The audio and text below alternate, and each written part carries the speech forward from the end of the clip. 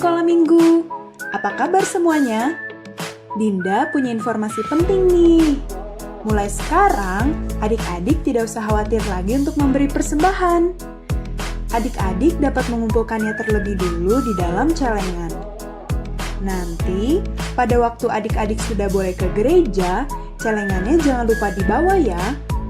Selamat hari Minggu, Tuhan Yesus memberkati.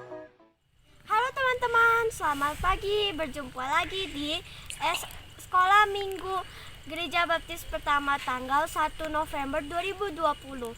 Tuhan Yesus memberkati. Dadah. Halo adik-adik, selamat pagi. Sudah siap untuk sekolah minggu? Kalau sudah siap, adik-adik yang di rumah boleh duduk dengan yang rapi. Siapkan Alkitabnya dan kita memulai sekolah minggu kita hari ini. Namun sebelum kita melanjutkan kegiatan kita berdoa terlebih dahulu. Mari kita berdoa.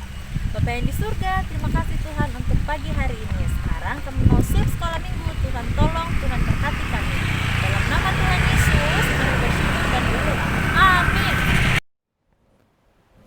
Nah, adik-adik, kita akan menyanyikan Allahku Besar sebagai pembukaan kita di sekolah minggu hari ini. Yuk semuanya berdiri bersama-sama, kita nyanyikan Allahku Besar.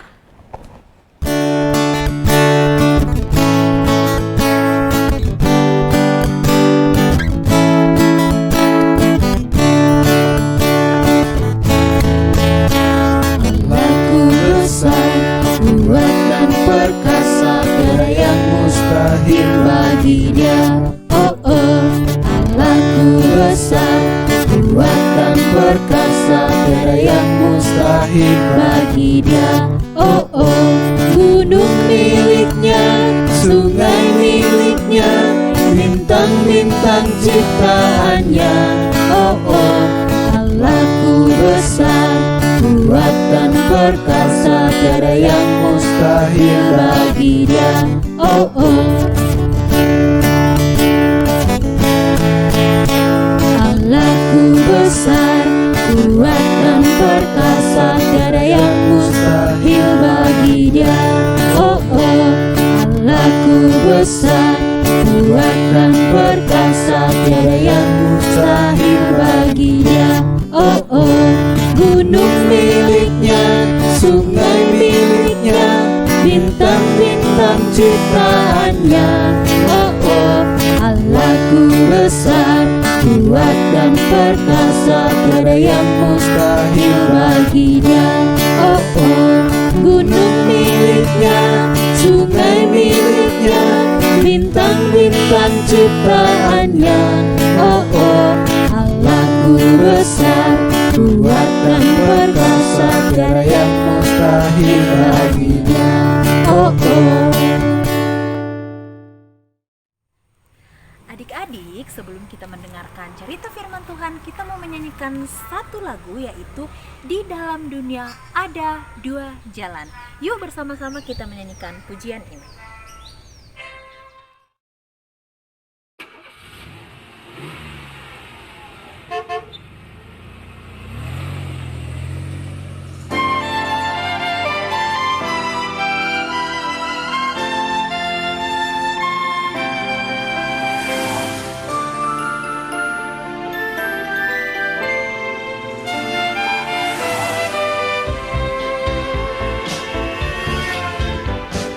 Di dalam dunia ada dua jalan, lebar dan sempit. Mana kau pilih? Yang lebar api, jiwamu mati. Tapi yang sempit, Tuhan berkati.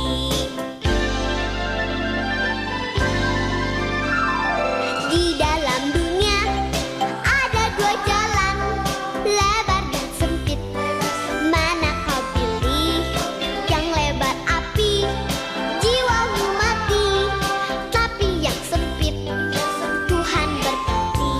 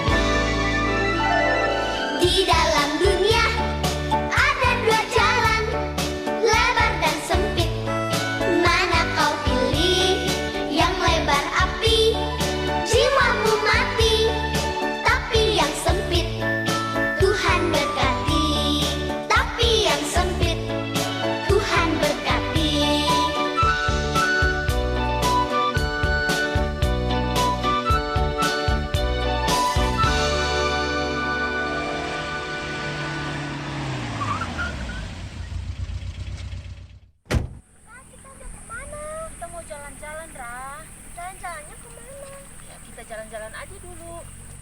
Ayo. Nah, ke sini. Sini ya. Kak, tapi ini jurang. Oh iya, ini jurang ini. Terus jalannya kemana? Iya, Jalan buntu, nggak ada jalan di sini. coba kita ke sana. Mana? Oh, sebelah kiri ya. Tadi sih kata bapak itu sebelah mana ya? Kayaknya sebelah kiri deh yang benar. Kita lihat dulu. Kayaknya iya. Oh iya, itu ada orang. Banyak orang di sana. Ini jalannya benar. Iya. Berarti benar kata bapak itu tadi, kita harus ke kiri. Cuman kita nggak dengar tadi. Iya. Ya udah, yuk kita jalan aja.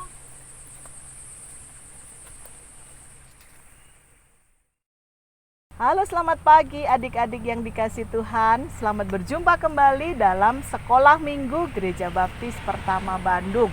Wah, Ibu Giarti senang sekali kalau pagi ini kita bisa bersama-sama berjumpa. Dan Bu Giarti terus berdoa kalian semua dalam keadaan sehat dan diberkati Tuhan. Jangan lupa kita masih harus terus menjaga protokol kesehatan, yaitu selalu menggunakan masker kalau kita bepergian, dan juga kita harus rajin mencuci tangan dengan menggunakan sabun dan menjaga jarak dengan orang lain serta hindari kerumunan. Nah, adik-adik yang dikasih Tuhan, sebelum kita bersama-sama belajar firman Tuhan, Bu Giarti mau cerita. Hari ini Bu Giarti sedang berada di sebuah tempat yang sangat indah. Tuhan menciptakan tempat ini begitu indah, hamparan kebun teh yang sangat luas. Nah, di dalam kebun teh ini ada banyak jalan kecil-kecil yang seringkali kalau kita tidak hati-hati, kita salah memilih jalan, bisa terjadi seperti kawan kita tadi, Aura sama Kakak Muli. Taunya, jalannya ternyata ada jurang. Padahal sepertinya jalannya terlihat besar sehingga mereka tertarik untuk mengikuti jalan yang besar. Tetapi itu jalan yang menuju ada di tebing jurang. Nah, ternyata ada jalan lain yang kelihatannya sempit tetapi itu jalan menuju ke jalan besar. Nah, adik-adik yang dikasih Tuhan, sebelum kita lebih lanjut belajar firman Tuhan hari ini, kita berdoa terlebih dahulu yuk. Mari kita berdoa. Tuhan Yesus yang baik, terima kasih untuk hari ini kami boleh kembali bersama-sama belajar firman-Mu dalam kelas sekolah minggu hari ini. Tuhan, kiranya Engkau yang menolong kami untuk kami dapat memahami setiap firman yang Tuhan berikan kepada kami. Dan memberkati setiap orang tua kami untuk dapat membimbing kami memahami firman-Mu. Dan kami bersama-sama boleh terus bertumbuh di dalam Tuhan. Hanya di dalam nama Tuhan Yesus Kristus kami berdoa dan bersyukur. Amin. Nah, adik-adik yang dikasih Tuhan, kalau beberapa minggu yang lalu kita sudah belajar dari pernyataan Tuhan Yesus tentang dirinya. Pada pernyataan yang pertama, kita sudah belajar Tuhan Yesus berkata, "Akulah roti hidup." Lalu pada pernyataan yang kedua, Tuhan Yesus berkata, ada yang masih ingat enggak? Pernyataan kedua apa? Ya, Tuhan berkata, "Akulah terang dunia." Seperti hari ini cerah sekali Tuhan Yesus berkata, "Akulah terang dunia." Nah, Tuhan, kalau kita hidup di dalam Tuhan, kita akan memiliki terang itu. Lalu yang ketiga, Tuhan Yesus berkata, "Akulah gembala yang baik." Dan yang keempat, masih ingat? Ada yang masih ingat? Ya, Tuhan berkata, "Akulah pintu." Lalu baru pada yang kelima, minggu yang lalu, kita sudah belajar tentang akulah kebangkitan dan hidup. Nah, pada hari ini kita mau belajar dari Yohanes yang ke-14, pasal 14 ayat yang ke-6. Apa pernyataan Tuhan Yesus tentang dirinya?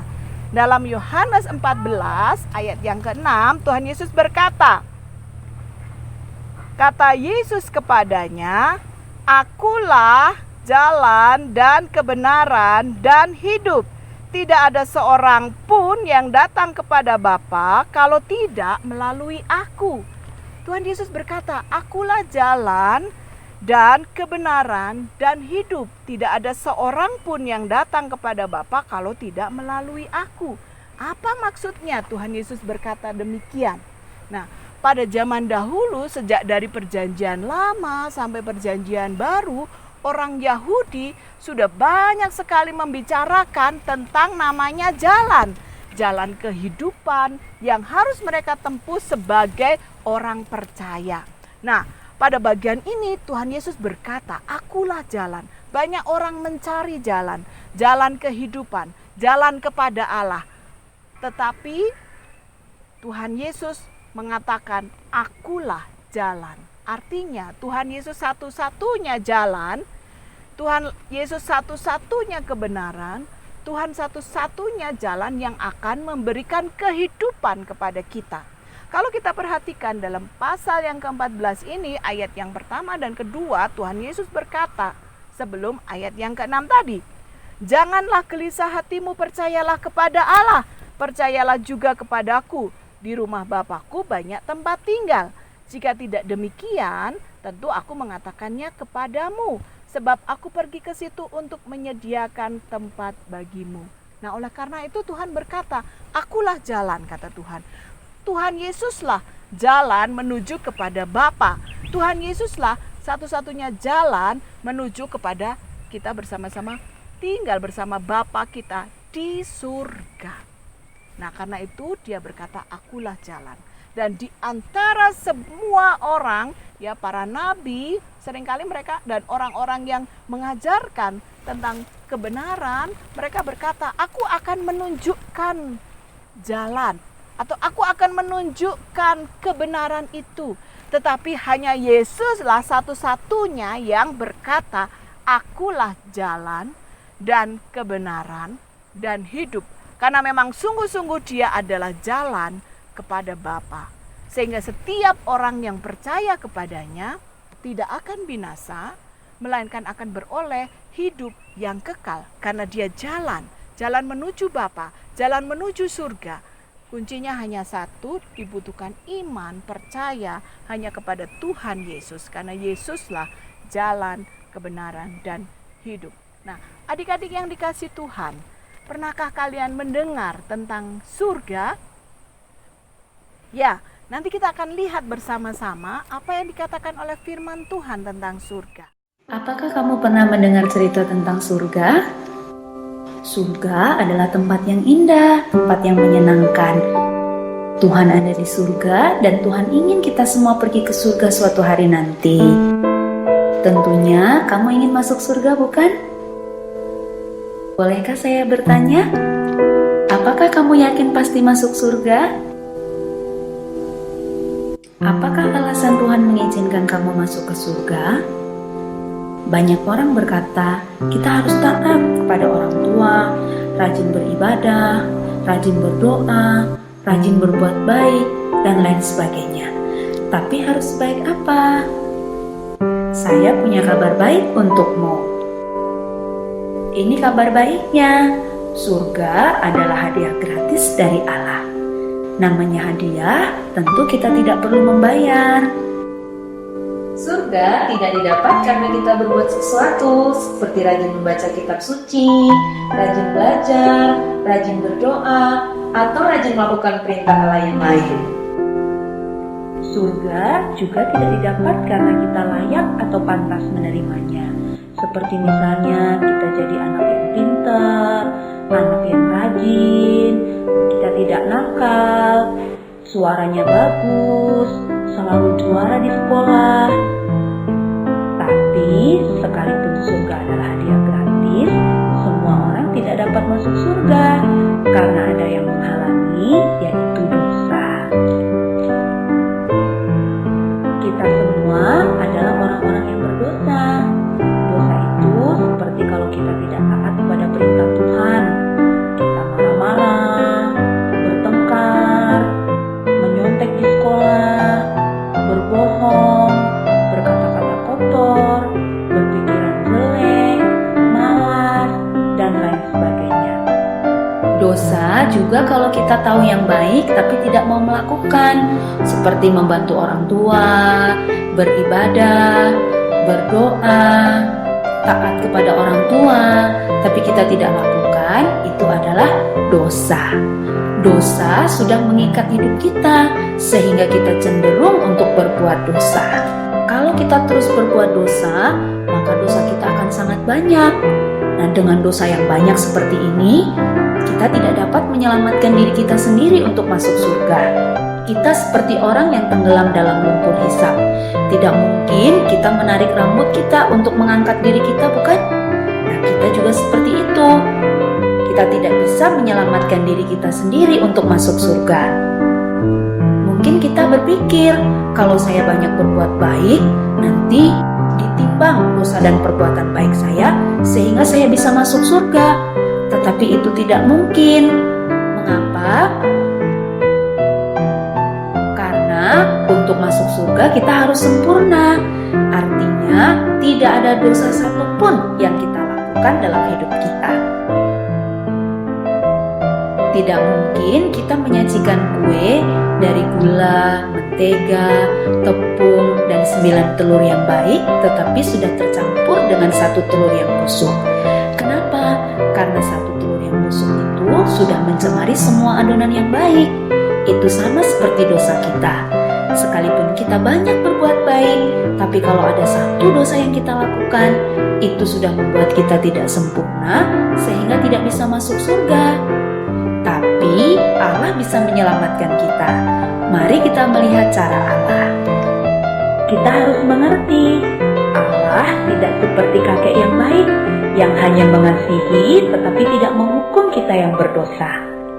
Allah juga bukan seperti polisi yang adil, yang hanya menghukum dan tidak mengasihi kita yang berdosa.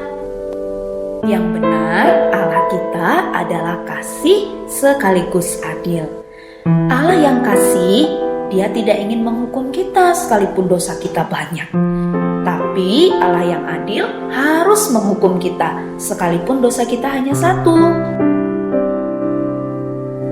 Nah, inilah hukuman orang yang berdosa, yaitu disiksa selama-lamanya di dalam neraka. Apakah kamu melihat ada masalah di sini?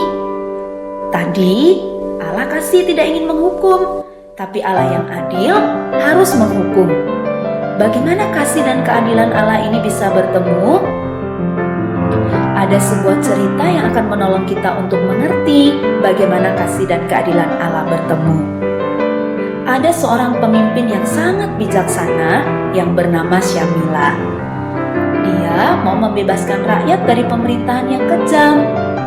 Tiba-tiba suatu kali prajuritnya datang melapor bahwa ada yang mencuri bahan makanan mereka.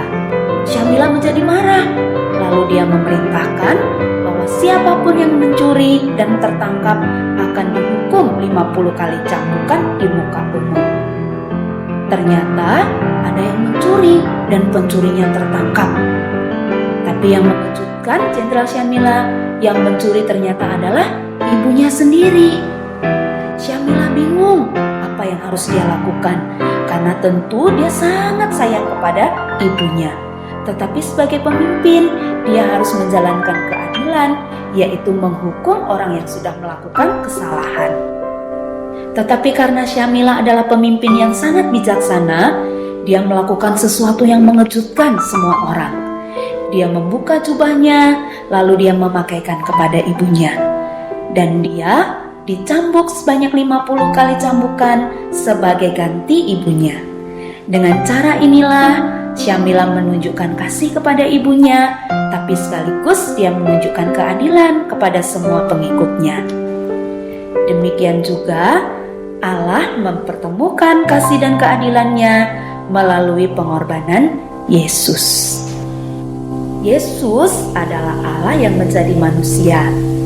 Sekalipun dia Allah, dia mau datang ke dalam dunia, lahir menjadi manusia seperti kita, yang kita peringati hari lahirnya pada hari Natal. Tapi dia hidup dengan sempurna, tidak seperti kita yang berdosa. Inilah yang Yesus lakukan. Yesus mati di kayu salib untuk menggantikan hukuman dosa kita. Sebelum dia mati, dia berkata sudah selesai. Artinya semua dosa kita sudah diampuni 1 kali untuk selama-lamanya. Kemudian Yesus dikuburkan, tapi karena dia Allah, Dia bangkit pada hari yang ketiga, lalu dia naik ke surga. Dan Yesus menawarkan surga sebagai hadiah gratis. Surga hanya dapat kita terima dengan iman. Iman itu seperti kunci untuk membuka pintu surga. Sekalipun ada banyak kunci, tapi hanya satu yang bisa membuka pintu surga. Itu adalah iman yang menyelamatkan, dan kunci-kunci yang lainnya adalah iman yang tidak menyelamatkan.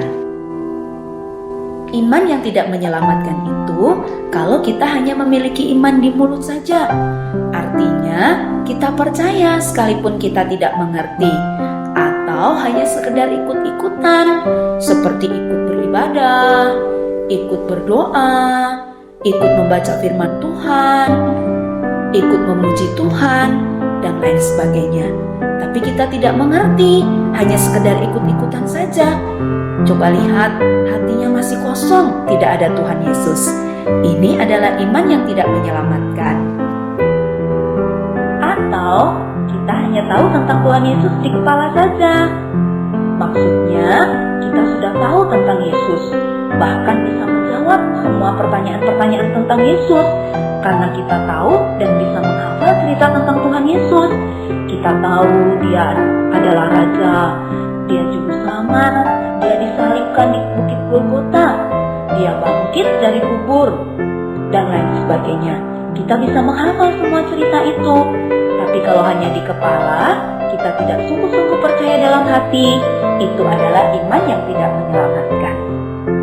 Atau kita hanya mempercayai Tuhan Yesus untuk dapat hal-hal sementara, seperti misalnya untuk mendapatkan mainan, untuk mendapatkan sepatu, untuk mendapatkan makanan yang enak, atau bahkan sering kita berdoa meminta Tuhan Yesus memberikan kita tubuh yang sehat atau kepintaran. Itu semua memang baik, tetapi itu hanya sementara selama kita hidup di dunia ini. Jadi, kalau kita mempercayai Tuhan Yesus hanya untuk dapat hal-hal sementara, itu bukanlah iman yang menyelamatkan. Iman yang menyelamatkan adalah percaya dengan segenap hati kepada Yesus saja sebagai Tuhan dan Juru Selamat yang sudah mengampuni semua dosa kita untuk masuk surga. Jadi, bukan karena kita berbuat baik. Ada satu cerita, ada seorang pemain akrobat yang sangat hebat bernama Blondin. Dia akan berjalan di atas kabel melintasi air terjun Niagara sambil mendorong kereta bermuatan pasir. Ketika Blondin berhasil, semua penonton bersorak-sorai. Tapi kemudian manajernya bertanya kepada penonton, apakah penonton percaya Blondin juga bisa menyeberangkan orang melintasi air terjun? Wah, semua penonton berkata, ya, saya percaya. Tapi manajernya bertanya lagi, siapa yang mau ikut? Wah, semua penonton terdiam, tidak ada yang menjawab. Tiba-tiba ada seorang anak kecil berteriak, saya percaya, saya mau ikut. Lalu anak kecil itu naik di atas kereta dorong dan Blondin membawanya sampai ke seberang dengan selamat. Nah, iman yang menyelamatkan itu seperti anak kecil ini, bukan hanya seperti penonton yang percaya di mulut saja, tapi mau mempercayakan dirinya untuk dibawa menyeberang. Jadi, iman yang menyelamatkan adalah kita mempercayai Tuhan Yesus dengan segenap hati sebagai Tuhan dan Juru Selamat yang sudah mengampuni semua dosa kita dan membawa kita masuk ke surga. Apakah kamu sudah mengerti bagaimana bisa masuk surga? Kalau kamu sudah mengerti, apakah kamu mau menerima hadiah gratis yaitu surga? Ini caranya. Kamu percaya kepada Yesus yang sudah mengampuni semua dosamu dan membawamu masuk ke surga, bukan karena kamu berbuat baik. Dan kamu mau menerima Yesus sebagai Tuhan dan Juru Selamat dalam hati, bukan hanya di mulut atau di kepala saja. Kamu juga harus bertobat, artinya meninggalkan semua dosa dan taat kepada Yesus saja. Kalau ini yang kamu inginkan, kamu bisa berdoa bersama-sama. Mari kita berdoa bersama untuk menerima Yesus. Tuhan Yesus, saya mengaku orang berdosa dan tidak layak masuk surga. Saya percaya Yesus mati di kayu salib untuk menghapus dosa-dosa saya.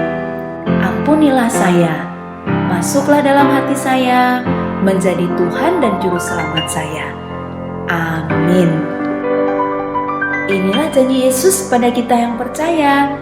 Yohanes 6 ayat 47 berkata, "Sesungguhnya barang siapa percaya, ia mempunyai hidup yang kekal." Artinya, Tuhan Yesus berjanji, Dia pasti menepati janjinya. Kita yang sudah percaya kepada Tuhan Yesus pasti masuk surga. Sekarang, karena kita sudah percaya kepada Tuhan Yesus, kita menjadi anak-anak Allah, dan tangan Tuhan Yesus memegang tangan kita. Kita tidak akan pernah dilepaskannya, sekalipun ada kalanya kita lemah, ada kalanya kita tidak taat, tapi Tuhan tetap memegang tangan kita. Itu berarti yang menjamin keselamatan kita, yang menjamin kita pasti masuk surga adalah janji dan kesetiaan Tuhan Yesus, bukan kesetiaan kita sendiri. Itu seperti janji Yesus dalam Yohanes 10 ayat 28. Aku memberikan hidup yang kekal kepada mereka, dan mereka pasti tidak akan binasa sampai selama-lamanya, dan seorang pun tidak akan merebut mereka dari tanganku.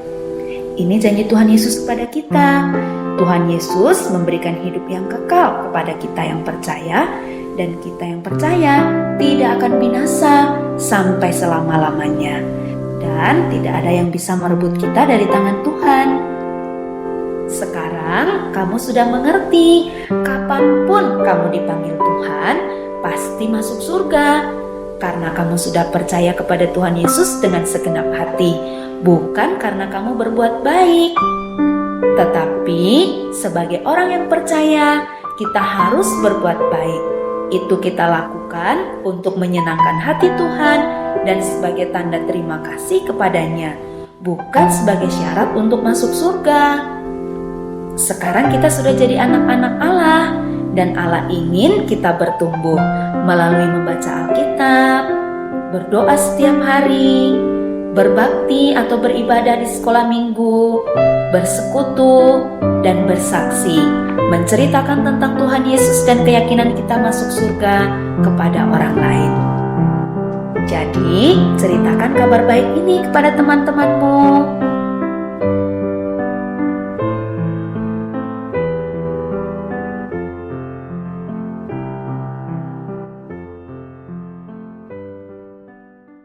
Kalau kalian ingin bersama-sama Tuhan tinggal di surga, kuncinya hanya satu. Percayalah kepada Tuhan Yesus, karena Dia satu-satunya jalan yang benar. Jangan sampai tersesat.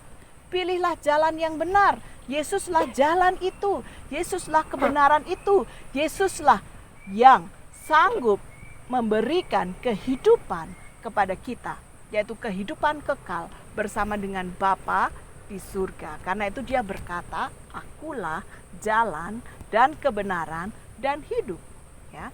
Dan tidak ada seorang pun yang bisa datang kepada Bapa kalau tidak melalui Tuhan Yesus. Itu artinya setiap kita harus percaya kepada Tuhan Yesus supaya kita bisa memperoleh hidup dan hidup yang kekal. Nah, oleh karena itu mari kita bersama-sama percaya kepada Tuhan Yesus. Dialah satu-satunya jalan dan kebenaran dan hidup. Tuhan Yesus memberkati kita sekalian. Mari kita berdoa. Tuhan Yesus, terima kasih untuk hari ini Engkau sudah memberkati kami dengan firman-Mu. Kami terus diyakinkan bahwa Engkau satu-satunya jalan yang akan membawa kami kepada kehidupan yang kekal, dan yang akan membawa kami untuk kami menikmati surga bersama dengan Engkau. Karena itu tolonglah kami Tuhan, anak-anak, supaya kami tetap percaya kepadamu. Kami tidak tersesat, kami tidak memilih jalan yang salah. Banyak orang memilih jalan yang tidak tepat, tetapi kami mau memilih Engkau sebagai satu-satunya jalan dan kebenaran dan kehidupan. Hanya di dalam nama Tuhan Yesus Kristus kami berdoa. Amin. Halo adik-adik, sekarang semuanya berdiri, kita akan menyanyikan pujian ini bersama-sama. Jalan kebenaran dan jalan kehidupan, itu yang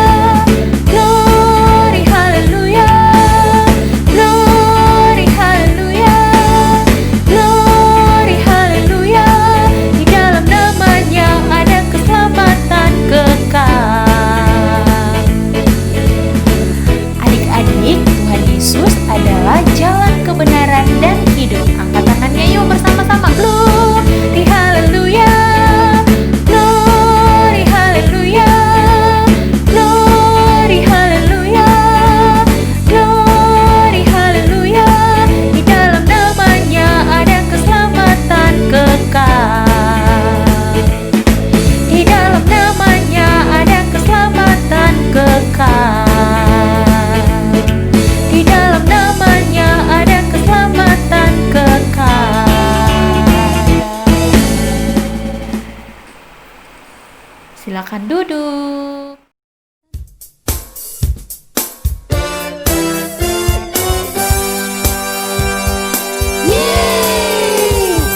Tampillah maju, tampillah maju. Katakanlah aku ini pahlawan. Mari berkumpul menjadi satu dari segenap penjuru dan bangsa. Warna aku boleh beda, warna kamu boleh beda, warna kulit bukan masalah bagi dia. Suku kamu boleh beda, suku aku boleh beda, suku dan bangsa semua Tuhan yang punya. Nah, adik-adik, sekian sekolah minggu kita hari ini. Jangan lupa ayat hafalan dan prakaryanya ya. Sampai jumpa minggu depan. Dadah.